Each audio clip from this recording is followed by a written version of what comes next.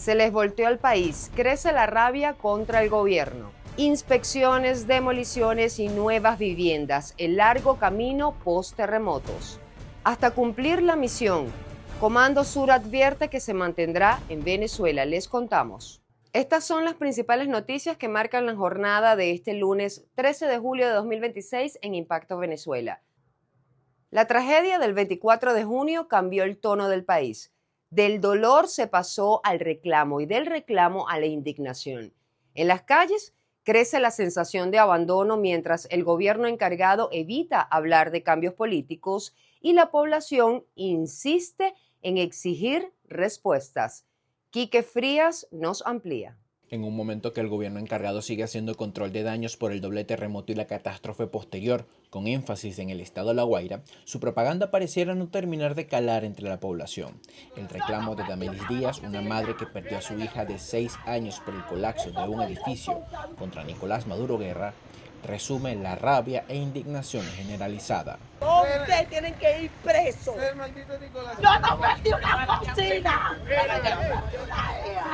Eso fue irresponsabilidad. No que pagar. Le reclamé porque ellos saben que la empresa Suma es responsable. Porque como le dije, ya había un precedente y ellos lo sabían.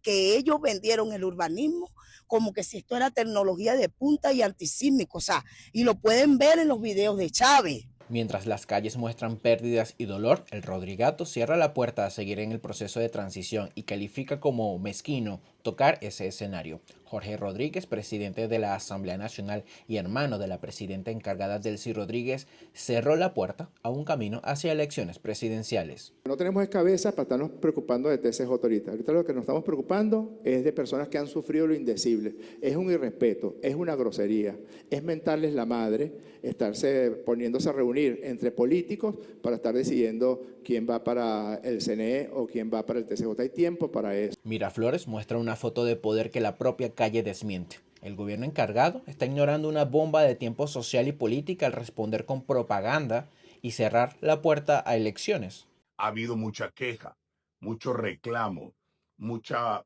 angustia, mucho malestar en la población venezolana. La respuesta del interinato no solamente fue tardía, muy tardía, sino que no fue oportuna. Hay denuncias que hacen las propias comunidades con relación a que la ayuda no llegó en algunas zonas hasta 72 horas después.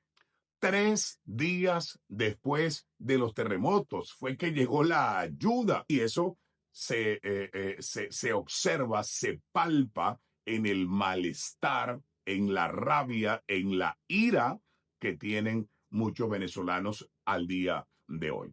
El reclamo electoral sigue latente a pesar de la desgracia social por el doblete sísmico. El último estudio de Atlas Intel mostró que más del 60% de los venezolanos considera que, antes de seguir con la reconstrucción del país, es necesario seguir adelante con un proceso que conduzca a elecciones libres y justas. La gente en Venezuela lo que más quiere son elecciones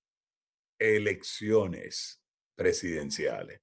Y los venezolanos sabemos votar, sabemos elegir, sabemos lo que tenemos que hacer porque ya lo hicimos el 28 de julio del 2024 y lo que toca es hacer exactamente lo mismo. Van a decir que nosotros no podemos hacer elecciones, pero para poder tener independencia y libertad, lo primero que tenemos que tener es un gobierno que haya sido producto de una elección popular. La tragedia, que deja hasta el momento 4.490 fallecidos y más de 20.000 afectados, dejó al país frente a una verdad difícil de maquillar. El dolor no se administra solo con propaganda ni con fotografías oficiales. La población clama por soluciones a sus demandas. Dice sentir una orfandad desde el poder. Nada con el Estado, con gobierno, esto es la gente organizada. Huérfanos de Estado. Así es. Los venezolanos somos así, unidos somos más. Reportó para ustedes Quique Frías. Impacto Venezuela. Momento de interactuar con la pregunta del día de Impacto Venezuela, disponible de lunes a viernes en todas nuestras plataformas digitales. La de hoy es la siguiente. El ánimo de todo el país cambió, incluso en los propios partidarios del gobierno venezolano que resultaron afectados por los terremotos. Pero, ¿Crees que estamos ante una bomba de tiempo social? Argumenta tu respuesta, los comentarios están a tu disposición, te leemos en la emisión estelar. Los terremotos también dejaron otra evidencia. La información oficial no fue suficiente para explicar la dimensión del desastre. Fueron los corresponsales internacionales quienes mostraron al mundo el dolor, la destrucción y las denuncias que surgieron en medio de la emergencia. Juliana Palmar nos cuenta. Mientras el gobierno controlaba el flujo de información, decenas de corresponsales extranjeros llegaron a Venezuela para cubrir una de las peores tragedias de su historia reciente. Agencias internacionales, cadenas de televisión de Europa, Estados Unidos y América Latina convirtieron al país en noticia mundial.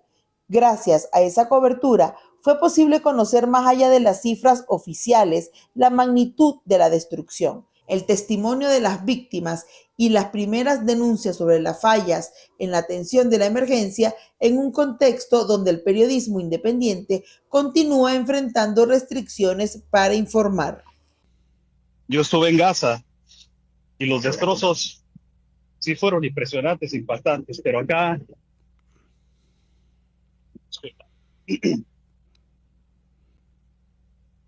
el ver a una familia, ver a su cuerpo de estado de descomposición atorado, explotado, y que no lo puedan sacar, porque están unos soldados atrás, no quieren hacer nada. Y está una maquinaria al lado, y ellos con sus propias uñas, rascando, para poder sacar, no una, cientos de personas. Es algo inhumano. Nunca lo había visto. La ausencia de información oficial obligó a muchos corresponsales a reconstruir la tragedia con testimonios de sobrevivientes, rescatistas y organizaciones humanitarias. En varias ruedas de prensa, periodistas internacionales insistieron en preguntar por el número real de desaparecidos, el retraso en la llegada de ayuda y las restricciones impuestas a la prensa. Las respuestas oficiales fueron escasas, evasivas o justificaron las limitaciones alegando razones operativas y sanitarias, lo que incrementó las críticas sobre la falta de transparencia durante la crisis. Claro, ayer vi en muchos medios internacionales la burocracia en Venezuela impide la llegada de rescatistas internacionales. Estamos investigando porque un grupo de rescate aparentemente no pudo llegar, pero que no se les tramitaron las visas. Pero nos parece raro porque todos los rescatistas entraron sin visa. Claro, todos tenemos que investigarlo. Pero ojalá, claro que ustedes pueden escudarse en el tema de la objetividad. Eso es exactamente lo que nosotros queremos. Si nos hemos equivocado en algo, bueno, nos equivocamos. Veamos cómo lo resolvemos. Veamos cómo lo corregimos. Pero la cobertura también dejó al descubierto una serie de irregularidades. Organizaciones de libertad de prensa documentaron restricciones de acceso a las zonas más afectadas, exigencia de acreditaciones especiales, impedimento para grabar, hostigamientos. También denunciaron intentos de condicionar la difusión de información mientras aún continuaban las labores de rescate. Entonces, la cobertura de los medios de comunicación pudo abrir una pequeña brecha de cara a la prensa libre, de cara a que internacionalmente se supiera lo que está ocurriendo en Venezuela, y eso fue fundamental. El ejercer el periodismo, casi que es un periodismo de guerra, donde puedes terminar detenido o procesado o en el exilio, y eso ha continuado. Y la tragedia lo ha aumentado. ¿Por qué? Porque no quieren que se vea la realidad de un Estado que fue negligente e inoperante ante una tragedia. En un contexto donde las cifras de fallecidos ya está en 4.490 personas y 16.740 heridos, según el último balance oficial, la tragedia también golpeó al periodismo venezolano. Según el Sindicato Nacional de Trabajadores de la Prensa, confirmó la muerte de 12 trabajadores de la prensa como consecuencia de los terremotos, mientras otros colegas resultaron heridos, perdieron sus viviendas o continúan enfrentando las secuelas de la emergencia. Un recordatorio de que en esta cobertura informar también significó asumir riesgos y pagar un alto costo humano. Para Impacto Venezuela, Juliana Palmar. Venezuela ahora entra en una etapa mucho más larga y compleja. Recuperar edificios, redefinir ciudades y encontrar una solución para miles de familias que perdieron sus hogares en medio de un desastre natural y una crisis económica galopante. El informe con María José Prado. Superada la fase de rescate, Venezuela entra en la etapa más compleja de la recuperación. El gobierno encargado informó que el Plan Venezuela Renace ya interviene 8.515 viviendas distribuidas en 187 edificios afectados por los terremotos del 24 de junio. Sin embargo, cada estructura debe pasar por una evaluación técnica que determinará si puede repararse, requiere una intervención mayor o debe ser demolida mediante implosiones controladas por el nivel de daño. Sencillo, hay personas que solo tienen su casita y viven un salario mínimo, el cual no les va a dar para reconstruir sus casas, usted sabe eso más que todo. El condominio directamente no sé cómo decirlo de esa manera, o sea, un condominio sí es afectado obviamente, pero acuérdate que los condominios se forman o se hacen es entre muchas personas del mismo conjunto, o sea, las mismas personas que viven ahí.